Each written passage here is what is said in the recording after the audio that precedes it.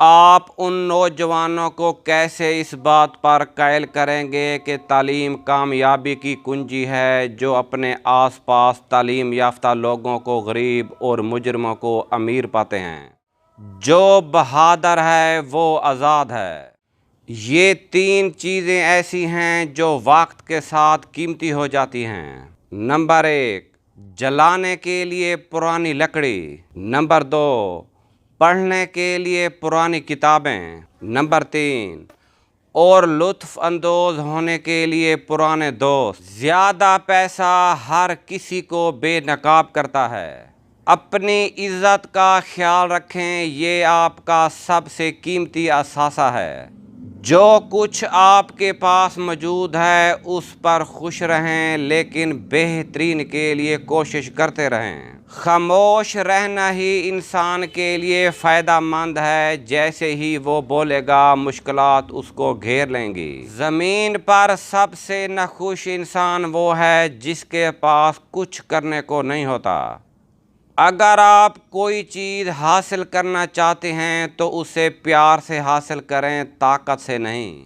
اگر آپ اپنے مسائل کے بارے میں کسی سے مشورہ کرنے کا ارادہ رکھتے ہیں تو پہلے یہ دیکھیں کہ وہ شخص اپنے مسائل کو کس طرح سنبھالتا ہے۔ دنیا کو خریدنا بیوقوف لوگوں کی تجارت ہے۔ والدین کی باتوں پر اتنا یقین تو رکھیں جتنا آپ دوائی پر رکھتے ہیں۔ تھوڑی کڑوی لگیں گی پر فائدہ مند ضرور ثابت ہوں گی۔ جو سلوک آپ اپنے والدین سے کرتے ہیں، اپنے بچوں سے اپنے لیے بھی وہی توقع رکھیں۔ بہترین بننے کے لیے آپ کو بدترین کو سنبھالنے کے قابل ہونا چاہیے۔ ہمیشہ مسکراتے رہیں کیونکہ اس کی کوئی قیمت نہیں ہے۔ تمام بربادیوں میں سے سب سے خطرناک وقت کی بربادی ہے۔ جو خاموشی سے کام کرتا ہے وہ زندگی میں سکون پاتا ہے۔ اگر آپ واقعہ ہی ان چیزوں سے بچنا چاہتے ہیں جو آپ کو ہراساں کرتی ہیں تو آپ کو کسی چیز کو بدلنے کی بجائے اپنی شخصیت کو بدلنا ہوگا۔ اچھا بننے کی خواہش کرنا اچھا بننے کا ایک حصہ ہے۔ اگر آپ خوشگوار زندگی گزارنا چاہتے ہیں تو اسے کسی مقصد سے باندھیں، نہ کہ لوگوں یا چیزوں سے۔ ان لوگوں کے ساتھ پیسے پر بات نہ کریں جن کے پاس پیسہ آپ سے بہت زیادہ یا بہت کم ہو۔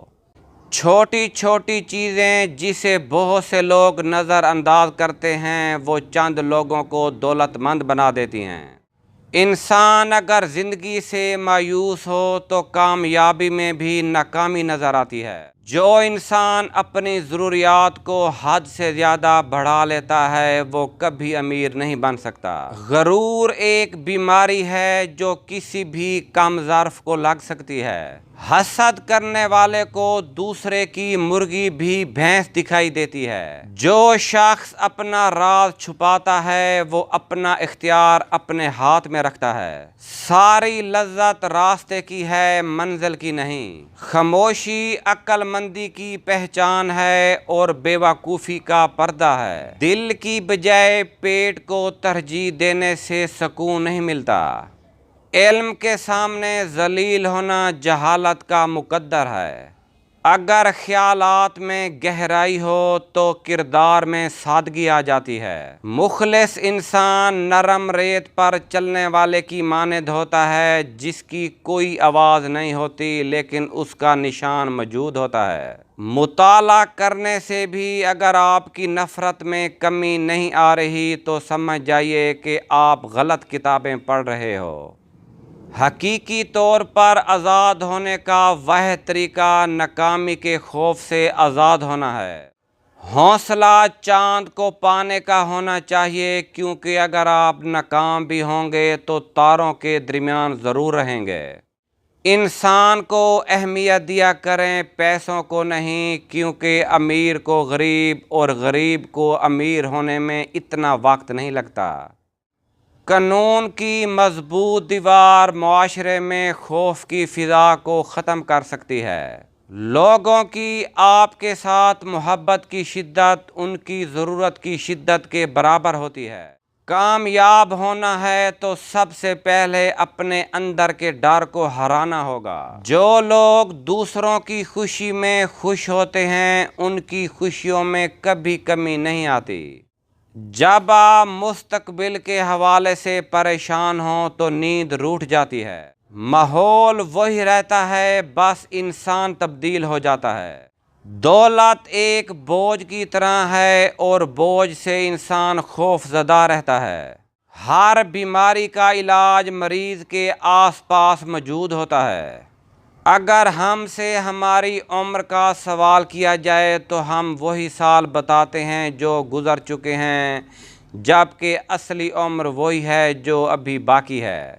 امن کے زمانے میں جنگ کے حالات ہونا عذاب کی نشانی ہے۔ جب دل اداس ہو تو کوئی بھی خوشی انسان کو خوش نہیں کر سکتی۔ جب ذہانت، تعلیم اور کوئی بھی عمل ساتھ نہ دیں تو صبر کا دامن مضبوطی سے تھام لیں۔ انسان کی خوشی کی بنیاد ہمیشہ کسی کے غم پر ہوتی ہے۔ انسان مجبوریوں سے نجات چاہتا ہے لیکن اس کی ذات اسے ہمیشہ مجبور رکھتی ہے اور دونوں اپنے اپنے راستوں پر چلتے ہیں۔ مقابلہ کرنے سے لوگوں کے دلوں میں نفرت پیدا ہوتی ہے اور پھر یہ نفرت آہستہ آہستہ جنگ کی شکل اختیار کر لیتی ہے۔ ہر کامیاب شخص کے پیچھے نفرت کرنے والوں کی ایک لمبی قطار ہوتی ہے۔ یہ 7 عادات انسان کو رسوا کروا دیتی ہیں۔ نمبر 1، بد چلن سے دوستی کرنا۔ نمبر 2، دعوت میں بن بلائے جانا۔ نمبر 3، دوسروں کی باتوں میں دخل دینا۔ نمبر 4، مہمان بن کر میزبانوں پر حکم چلانا۔